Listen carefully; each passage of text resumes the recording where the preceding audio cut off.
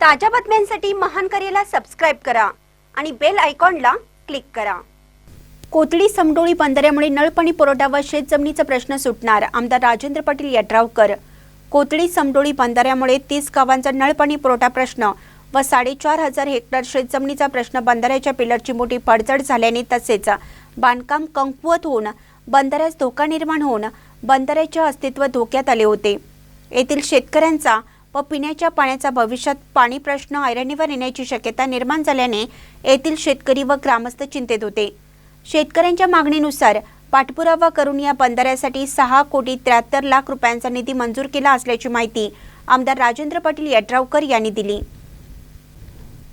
कोल्हापूर पद्धतीचा कोथळी समडोळी बंधाऱ्यासाठी विशेष दुरुस्ती विस्तार सुधारणा कामाचा खुदाई शुभारंभ आमदार राजेंद्र पाटील यड्रावकर यांच्या हस्ते करण्यात आला।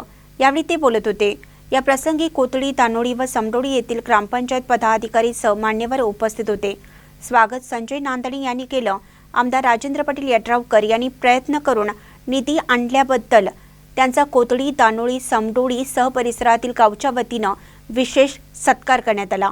यावेळी तानोळी सरपंच सुनीता वाळकुंचे, उपसरपंच मंगल दळवी, कोथळीचे राजकोंडा पाटील, भीमकोंडा पोरकावे, दिलीप मगदुम, ऋषभ पाटील, समडोळीचे संजय बेले, दिलीप पाटील, पोपट पाटील, दानोळीचे संगीता बोरचाटे, प्रवीण खोत, उदय राऊत, पिंटू पाराज, विजय दळवी, कोथळीचे नितीन वायदंडे, हिदायत नदाफ, कुमार सुतार, Sheetal Patil, Ravi Pujari, Uttam Tiwade, contractor, advocate, engineers Sambhaji Patil, Nitin Lad, बांधकाम विभागाचे सहाय्यक अभियंता एसने, उपअभियंता कोळेकर, बंधारा सुपरवायझर पिसे आदींसह नदीच्या दोन्ही बाजूकडील गावातील शेतकरी मोठ्या संख्येने उपस्थित होते।